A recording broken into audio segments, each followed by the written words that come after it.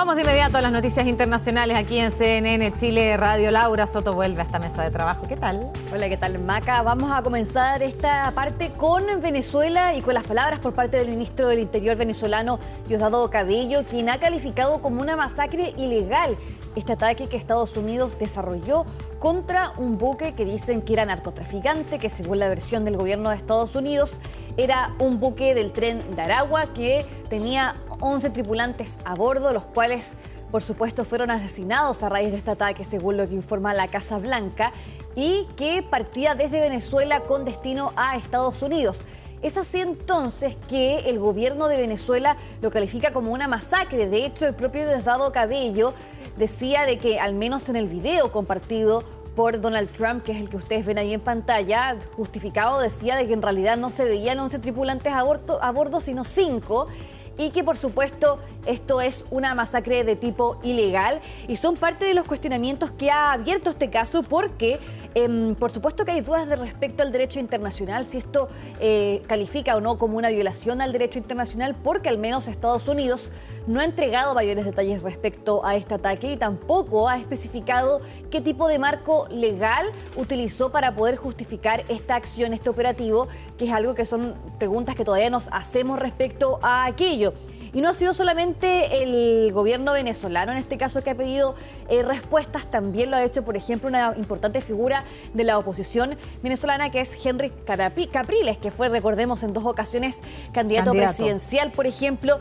Él mismo decía, por ejemplo, cuestionaba en una entrevista que realizaba con Reuters, ¿cómo sabemos que había 11 personas? ¿Las contaron en el barco? ¿Cómo sabemos que eran venezolanas? Salieron a la luz sus documentos de identidad después, es decir, ahí hay cuestionamientos que también forman parte de la oposición, no solamente por parte del régimen venezolano, a la espera de que también Estados Unidos justifique cuál fue el marco legal que utilizó para desarrollar este ataque. Pasemos a escuchar entonces lo que dijo Diosdado Cabello respecto a esta situación. Supongamos que era droga. Y ellos tienen derecho a asesinar a una persona.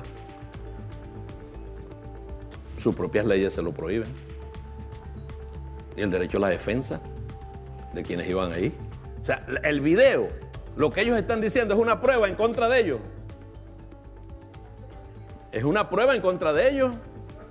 Ellos asesinaron a un grupo de personas y ellos, yo veo 5, pero ellos dicen que son 11. Vamos a creerle, pues. Lo que Estados Unidos presentó como un golpe contra narcos no es más que una masacre ilegal en aguas internacionales.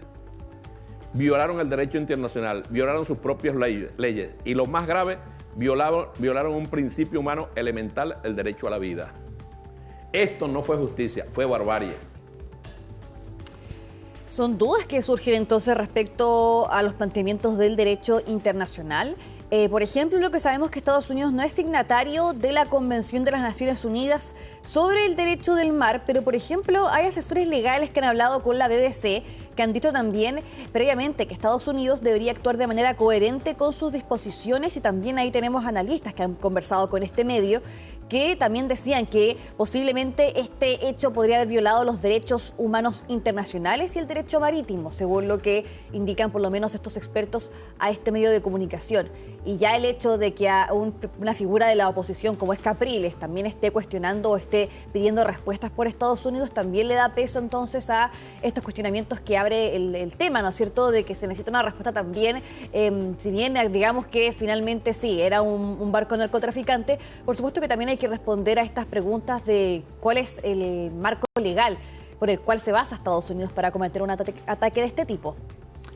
Bien, pues complejo. Estábamos pendientes ayer respecto de cuál iba a ser la reacción, ¿cierto? Claro. En este caso del gobierno, no fue el propio Nicolás Maduro. En algún momento hablaban incluso que había sido hecho con inteligencia artificial, ¿te acuerdas? Bueno, ahí sí. está. Está ese cuestionamiento al menos por parte de Venezuela en ese caso, pero bueno, vamos a ver qué sucede con aquello. Pero vamos a cambiar de tema, nos vamos ahora hasta Europa, París particularmente, por esta cumbre que se ha desarrollado entre líderes europeos y también el presidente ucraniano Volodymyr Zelensky, justamente para conversar respecto a garantías de seguridad que permitan finalmente tener un marco por el cual Ucrania pueda estar protegido ante una posible nueva acción militar por parte de Rusia, si es que finalmente se llega a algún acuerdo de paz. Es decir, cómo evitar finalmente de que Rusia vuelva a cometer las acciones que cometió en 2022 cuando invade entonces a Ucrania. Son unos 30 líderes occidentales que mantuvieron entonces conversaciones en París sobre estas garantías en caso de un acuerdo de paz, como yo les mencionaba anteriormente, también con una esperanza para poder persuadir a Estados Unidos de respaldar estos esfuerzos. Sabemos que Zelensky ya se retiró en este caso del Palacio Elíseo y se espera también de que ahora los líderes se comuniquen, por supuesto, con Donald Trump para comentarles respecto a los avances de esta cumbre. Es una llamada coalición de los dispuestos que reúne entonces a estos líderes, particularmente de Europa, justamente con el objetivo finalmente de apoyar estos esfuerzos de paz con Ucrania y también cederle garantías de seguridad entonces que permitan finalmente que Ucrania se sienta segura a futuro, como yo les mencionaba, para evitar que ocurran situaciones nuevamente de invasión por parte de Rusia en ese sentido. Esta coalición no incluye a Estados Unidos, pero de todas formas aquí lo que se ha hablado durante meses es de qué forma Washington también puede tener cierta colaboración o también respaldar estos esfuerzos para ayudar también a disuadir a Rusia de no volver a atacar a Ucrania o también ahí colocar algún tipo de presión para poder finalmente llegar a este acuerdo de paz final, que es algo que todavía no se ha alcanzado, pero de todas formas que ya hay avance en estos esfuerzos.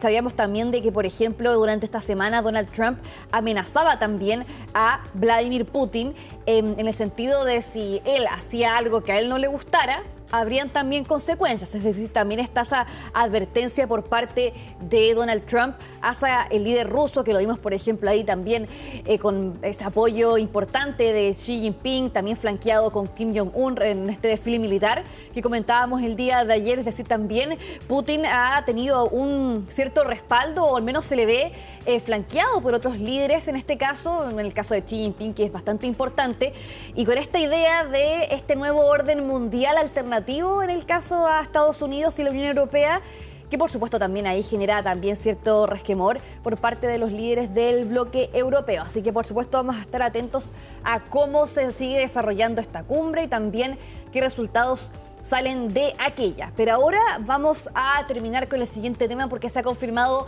lamentablemente el fallecimiento de Giorgio Armani a los 91 años, legendario diseñador de modas milanés, quien ya sabemos fallece, un ícono de la moda italiana, originario de Milán particularmente, también conocido bastante entre distintas estrellas, ¿no es cierto?, celebridades que mantenían amistad también con él y que también es un ícono entonces de esta elegancia italiana, del estilo, ¿no es cierto?, italiano también.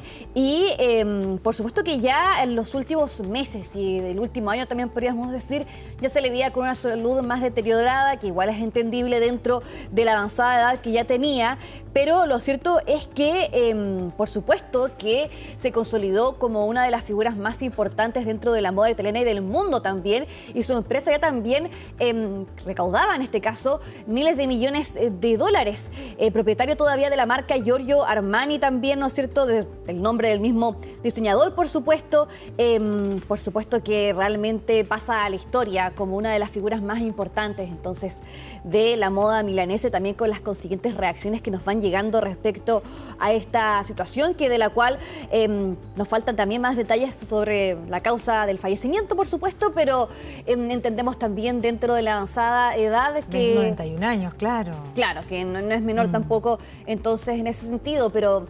Lamentablemente nos llega entonces este anuncio también de su propia equipo, de su propio círculo cercano, del fallecimiento a los 91 años. Entiendo que muy activo hasta el final de su claro. vida, porque incluso estoy revisando información incluso de CNN Mundo que dice que en junio del 2025 Armani no estuvo presente para hacer su habitual saludo al final del desfile de la marca durante la Semana de la Moda Masculina, en este caso que se hace en Milán, marcando la primera vez en su carrera que se perdió el propio evento de esta pasarela. O sea, los 90 tiene que haber estado todavía ahí muy vigente en el mundo de la moda y las pasarelas. De hecho, hay unas imágenes ahí que vamos a pasar en breve que también son de, esas de ahí en pantalla, son de octubre de 2024. De hecho, hace muy poco, claro. Hace muy poquito y ya se le veía un poquito, se puede decir, más cansado, quizás con una... Ahora, 90 años también. Sí, o sea, se entiende de todas maneras, pero era algo al menos que ya destacaban los medios en ese momento, que ya se le veía un poquito su ánimo más deteriorado, porque siempre lo veíamos ahí ahí con una actitud bastante efusiva, ¿no es cierto? Siempre presente en todos estos desfiles, es decir, muy activo hasta sus últimos años de vida, como tú bien mencionabas, y por supuesto ahí también muy respetado por distintas figuras, celebridades que por supuesto ahí también él vistió en ese sentido, incluidos por ejemplo en grandes alfombras rojas de los Oscar como Zendaya, Kate Blanchett, Julia Roberts, son parte de las actrices por ejemplo que él vistió en eventos tan importantes como las alfombras rojas de los Oscar. Te cuento una curiosidad. A ver. Fíjate que él le dieron la oportunidad de entrar del mundo de la moda porque él no había mostrado ningún interés profesional, estudió medicina, después pasó por las Fuerzas Armadas y cuando consiguió un trabajo como escaparatista de los históricos grandes almacenes, porque en esa época los almacenes, ¿cierto? De la Rinascente en Milán, ahí empieza a construir este vínculo que lo llevaría a ser uno de los grandes íconos de la moda de lujo también, como es en este caso Giorgio Armani. Sí, mira, para ir cerrando, un perfil que le hizo The Financial Times, que es una de las últimas entrevistas del diseñador, dice, esto escrito por Alexander Fury, puso a las mujeres en un informe de trajes tan radicales como el de Chanel, creando ropa contundente y segura que ayudó a impulsar la revolución social de la mujer trabajadora de la década de 1980.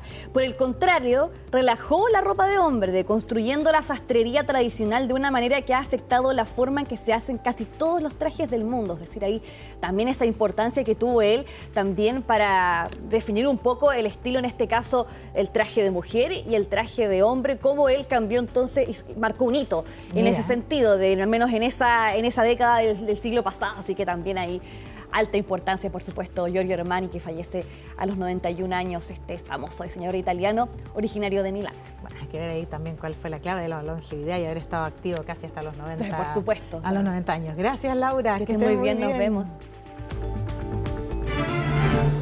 Bien, pues son las 10 de la mañana con 31 minutos. Vamos a separarnos un instante muy breve. Volvemos de inmediato, no se vayan.